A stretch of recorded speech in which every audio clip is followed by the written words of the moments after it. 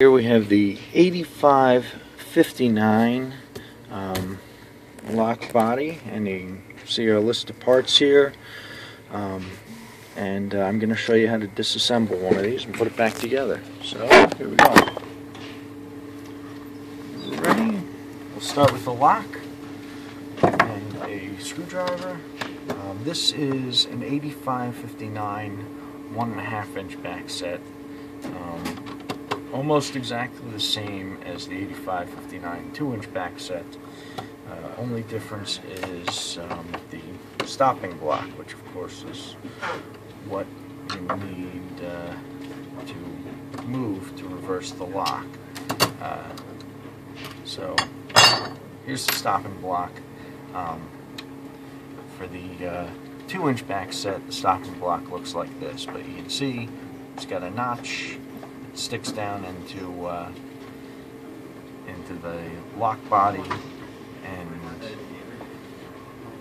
if you need a reversed one, there's actually kind of like a funky mirror image for reversing the hand. You need, for the 8559 2-inch, you need an actual different stopping block, the locking bar, fixed locking bar. But I'll show you how to take this apart right now. So first thing is your thumb turn assembly. Pull that off, and I recommend keeping all your parts in line. Thumb turn assembly, that's got a pin, which I'll take out. Good. Then you have a, so I took out the locking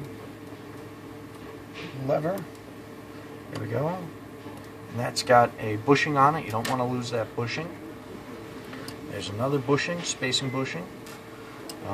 Then you have here, this is tricky. You're going to have to lift up your auxiliary latch, right? And pull it out. You see that spring there. Be careful. Gonna pull out another bushing, and now I'm gonna pull out this. What is this? This is my part of the spring turn assembly, but attached to it is this spring. Small little spring goes right here.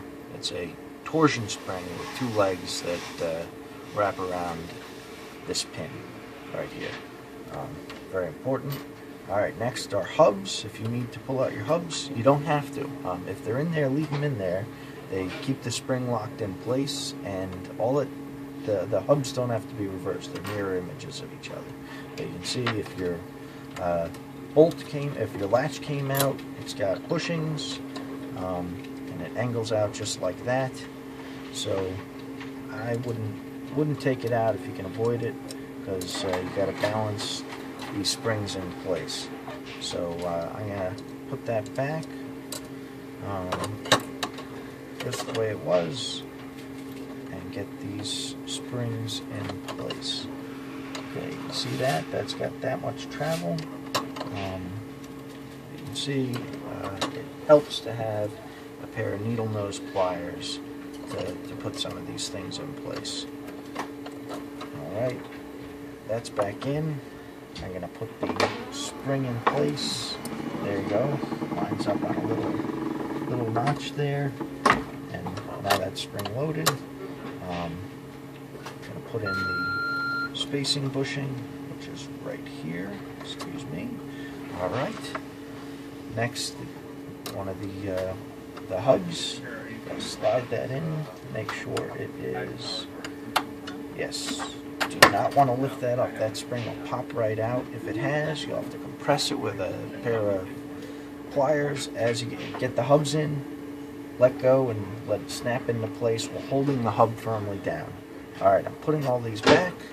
So next is returning this lever, and this lever, spring goes in first.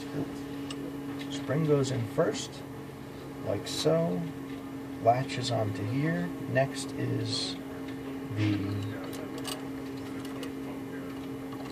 body here, and again I'm going to use those needle nose pliers or a set of tweezers to latch that onto there. Good. And you have to slide over your deadlocking release lever right here so that it comes into play on your pin. And I am not getting that to lock in. Let me try again.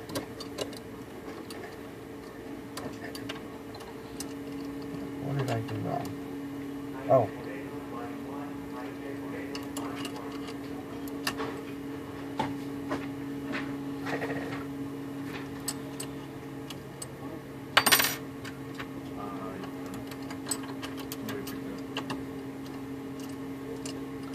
Let me try one more time. It just takes a minute.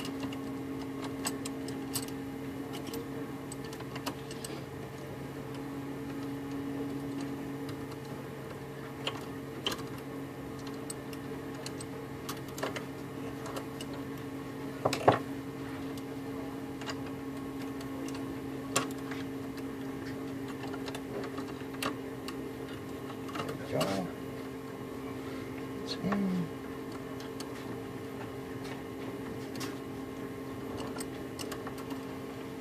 There we go. Okay, let's line that up again. So, put that spring in place, lift the lever, and drop it down.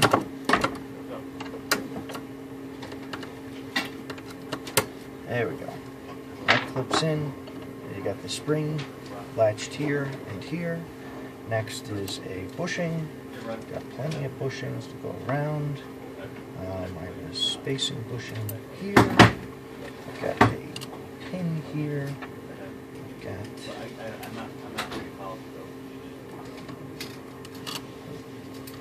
this guy in place here. Good. I'm going to clip this spring over for the auxiliary latch. Oh, and I did that in the wrong order. I've got to clip that over and then get this pin in place. That's the pin with the bevel on it. Next would be...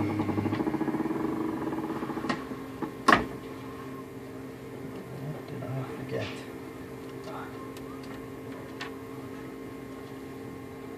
Oh.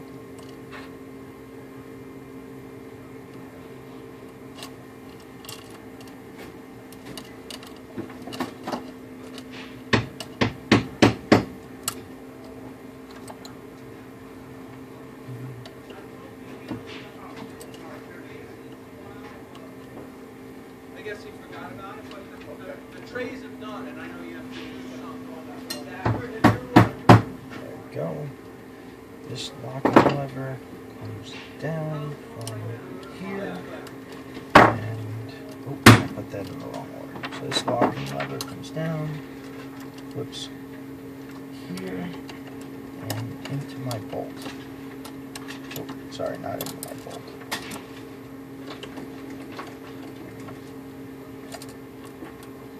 Above my bolt. It's above the bolt. Son of a gun. So this will probably take about 20 minutes. It's taken me 10. I've done this once before. Let me try that again.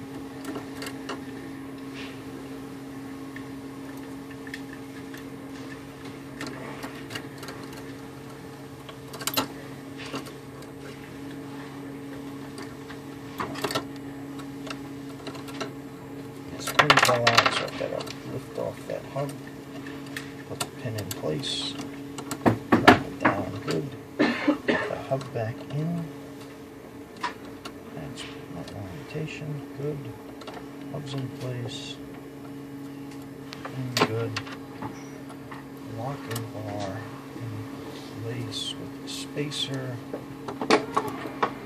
good, there, this time I'm going to get that in. This is now in place, good. Last, I'm going to clip this over and put the spring in after the fact. A little bit easier that time. These are your cylinder screws, they should just be put in there, and of course your locking clip, your fixed locking bar would go in. This one actually goes this way. This one actually goes that way. There we go. Cover on. As you're putting the cover on,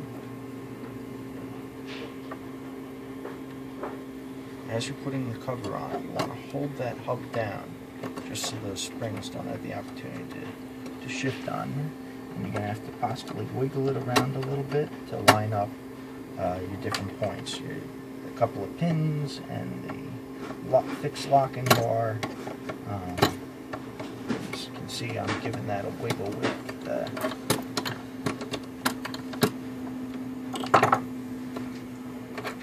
there we go.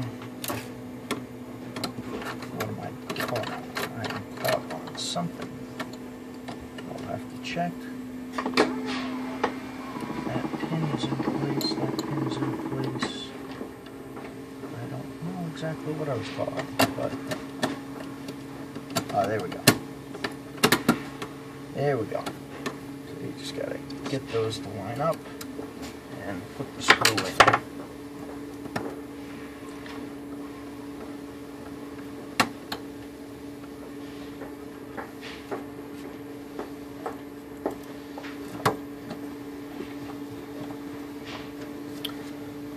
You don't want to release that hub until you've got at least one screw in, preferably this one in the corner. I know I did, but there you go.